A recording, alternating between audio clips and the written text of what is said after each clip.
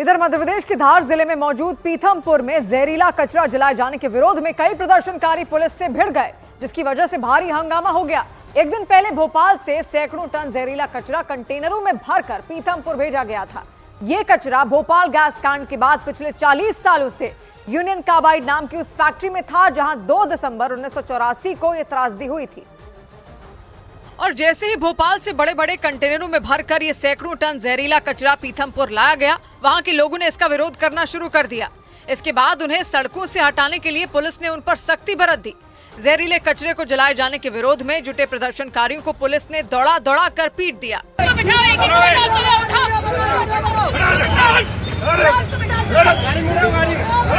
Police की इस कार्रवाई से वहां अफरा तफरी मच गई। जो लोग अपना विरोध जताने के लिए अलग अलग चौराहों पर जुटे थे, वो भाग खड़े हुए। इस दौरान कई लोगों को पुलिस हिरासत में लेकर अपने साथ भी ले गई।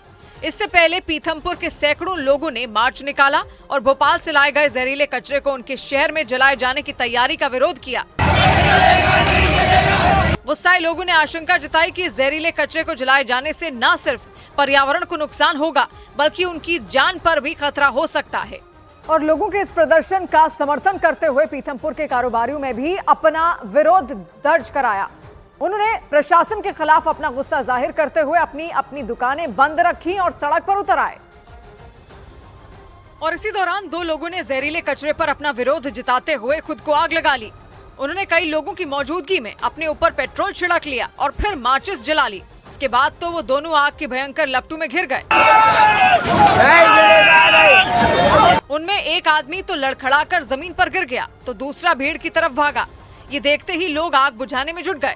उन्होंने तुरंत उस आग को बुझाने के लिए उन पर कपड़ा फेंका, तो किसी ने पानी की बौछार की। थोड़ी ही देर में आग बुझ गई, लेकिन उनके चेहरे पर आग के निशान रह गए।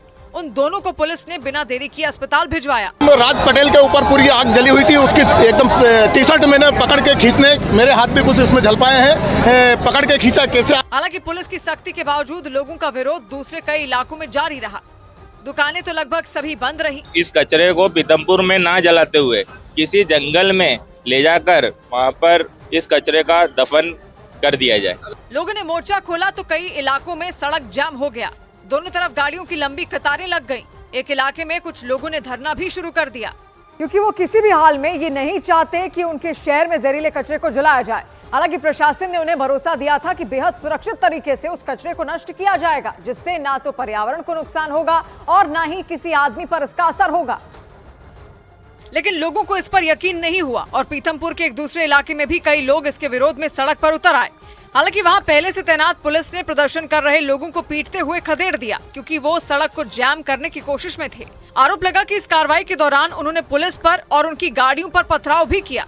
और ये पूरा बवाल तब शुरू हुआ जब भोपाल से 12 से ज्यादा कंटेनर जहरीले कचरे के साथ पीथमपुर पहुंचे। ये कचरा भोपाल गैस कांड का आखिरी निशान है, जो पिछले 40 साल से यूनियन कार्बाइड नाम की उस फैक्ट्री में था, जहां 2 दिसंबर 1984 को दुनिया की सबसे बड़ी गैस त्रासदी हुई थी, जिसमें 3700 से ज्यादा लोग एक झटके में मारे गए थे, तो 23,000 से ज्यादा लोगों की मौत बाद में धीरे धीरे हुई थी। उस भयंकर त्रासदी का असर करीब 5 लाख लोगों पर हुआ था। यही नहीं, भोपाल की एक बड़ी आबादी उस घटना के जख्मों से आज भी उबर नहीं पाई। उस वक्त यूनियन कार्बाइड नाम की उस फैक्ट्री के मालिक वॉरेन एंडरसन को इसके लिए जिम्मेदार ठहराया गया था, लेकिन वो किसी तरह अमेरिका भागने में कामयाब रहे थे। बाद में 2014 में अमेरिका के न्यूयॉर्क में उनकी मौत हो गई थी।